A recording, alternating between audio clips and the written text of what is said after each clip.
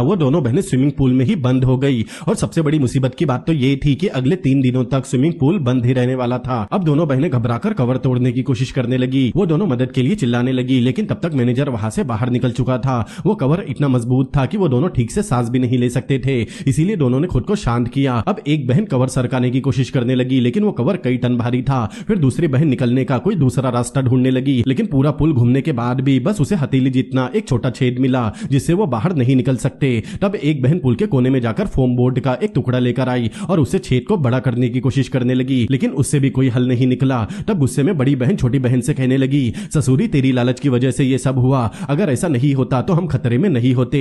ये सुनते ही छोटी बहन को याद आया कि उसकी अंगूठी अब भी पुल में ही फंसी हुई है। दरअसल छोटी बहन को पता चला कि स्विमिंग पूल के तल में उसकी बहन की अंगूठी गिर गई। तब उसने जल्दी से पुल में छलांग लगा दी, क्योंकि वो हीरे की अंगूठी थी। वो अंगूठी उठाने ही वाली थी, लेकिन उसे पता चला कि अंगूठी तल पर लगी जाली की गैप में फंस गई। उधर बड़ी बहन ने देखा कि उसकी बहन अब तक वापस नहीं आई, इसीलिए वो भी उसे बचाने पुल में कूद गई। जब दोनों अंगूठी को निकाल रहे थे तब वहां के मैनेजर को लगा कि पुल में कोई नहीं है, इसीलिए उसने पुल का कवर बंद करने का स्विच दबा दिया। फिर मैनेजर अपनी वाइफ के साथ डेट पर जाने के लिए घर के लिए निकल गया। जब कवर बंद हो रहा था तब छोटी बहन के बाल उस जाली में फंस गए। बड़ी बहन ने जैसे तैसे उसके बाल निकाले, लेकिन तब तक पुल पूरी तरह कवर हो चुका था। वो दोनों बहनें स्विमिंग पूल में ही बंद हो गई। प्रेजेंट टाइम में छोटी बहन वापस नीचे जाकर अपनी अंगूठी निकालने की कोशिश करने लगी। अंगूठी निकालने के बाद उसने देखा कि वो जाली थोड़ी ढीली है, इसीलिए वो जाली को तोड़ने उसे खींचने लगी, ताकि उस लोहे की जाली से वो पुल के कवर को तोड़ सके। लेकिन अपनी पूरी ताकत लगाने के बाद भी उसे सफलता नहीं मिली, इसीलिए वो अपनी बहन से मदद मांगने ऊपर आई। लेकिन उसकी बहन अब भी उससे नाराज थी,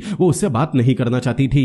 भाई ये लड़कियां भी ना ऐसी सिचुएशन में भी अपने ईगो पर अड़ी रहती है। अब दोनों बात कर ही रहे थे, तभी अचानक एक बहन के मोबाइल की रिंगटोन बजी, जो पुल के किनारे उसके बैग में रखा था। ये उसके बॉयफ्रेंड का कॉल था। उसे लगा अगर वो अपने बॉयफ्रेंड के कॉल का जवाब नहीं देगी तो उसका बॉयफ्रेंड उसे ढूंढते हुए यहाँ जरूर आएगा। लेकिन सूरज ढलने के बाद भी उसका बॉयफ्रेंड वहां नहीं आया। बहुत देर पानी में रहने की वजह से बड़ी बहन की तबीयत खराब होने लगी, क्योंकि उसे डायबिटीज की बीमारी थी। अगर सही समय पर उसे इंसुलिन का इंजेक्शन नहीं लगा तो उसकी जान भी जा सकती है। अब वो बाहर निकलने के लिए ज्यादा हाथ पैर भी नहीं मार सकती, इसीलिए छोटी बहन ने उसे कसकर पकड़ लिया। तभी अचानक पूल एरिया की लाइट चालू हुई। दरअसल वहां सफाई कर्मी सफाई करने आई थी। जब उन्हें पता चला तो वो दोनों खुश हो गए और मदद के लिए चिल्लाने लगे, लेकिन सफाई कर्मी उनकी मदद करने की बजाय उनके बटवे चेक करने लगी, जिसमें बैंक के कुछ कार्ड्स थे। फिर सफाई कर्मी उनके पास आकर धमकाने लगी कि अगर उन्होंने उसे कार्ड का पासवर्ड नहीं बताया तो वो उनकी कोई मदद नहीं करेगी। दोनों बहनों को उम्मीद नहीं थी कि सफाई कर्मी उनकी ऐसी हालत का फायदा उठाएगी, इसीलिए दोनों बहनें उस पर चिल्लाने लगी और कार्ड का पिन बताने से मना कर दिया। ये बात सफाई कर्मी को बुरी लगी, इसीलिए वो पुल के हीटिंग सिस्टम को बंद कर देती है,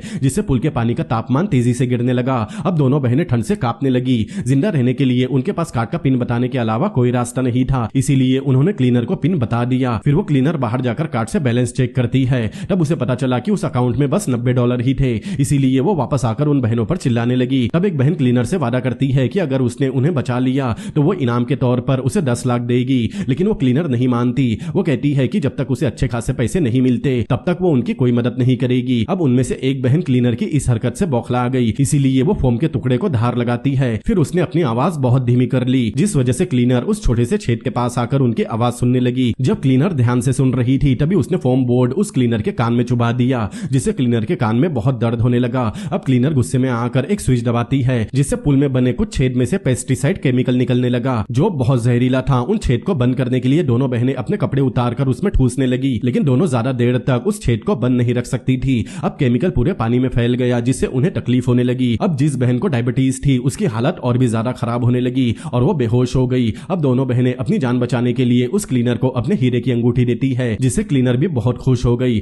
अब क्लीनर को जो चाहिए था वो मिल गया, इसीलिए वो पुल का कवर हटाने ऑफिस में गई। लेकिन तभी क्लीनर को शॉक लगा, क्योंकि मैनेजर ने सिस्टम का पासवर्ड बदल दिया था, जो क्लीनर को भी नहीं पता था। अब क्लीनर जाकर दोनों बहनों को इस बारे में बताती है। जब दोनों को इस बारे में पता चला था वो क्लीनर से रिक्वेस्ट करने लगे कि वो बाहर जाकर उनके लिए मदद लेकर आए। लेकिन क्लीनर को अब इस बात का डर था कि कहीं उसकी सच्चाई सबके सामने ना आ जाए, इसीलिए वो उन्हें उनके हाल पर छोड़कर और अंगूठी लेकर वहां से चली गई। अब दोनों बहनें बहुत निराश हो गई और जैसे तैसे समय बीतता गया। एक बहन की डायबिटीज बढ़ती जा रही थी, जिससे उसकी हालत और भी ज्यादा खराब होने लगी। तभी एक बहन को तल पर बने लोहे की जाली याद आई, इसीलिए वो जल्दी से नीचे गई और उसे पकड़कर पूरी ताकत से खींचने लगी। लेकिन उसमें स्क्रू लगा हुआ था, इसीलिए पूरी ताकत लगाने के बाद भी वो उस जाली को हिला नहीं पाती। इसीलिए वो अपनी अंडरवेयर उतारकर उसे रस्सी की तरह इस्तेमाल करती है और जाली को जोर से खींचती है। आखिरकार कुछ देर बाद लोहे की जाली बाहर आ गई। अब वो जल्दी से ऊपर गई और कवर में बने छोटे छोटे छेद पर जाली से मारने लगी, ताकि वो छेद बड़ा हो हो जाए और दोनों बाहर निकल सके। कई बार कोशिश करने के बाद आखिरकार वो छेद टूटकर बड़ा हो गया। इसीलिए बिना देरी किए वो अपनी बहन को वहां से लेकर बाहर निकलती है और उसके बैग में रखे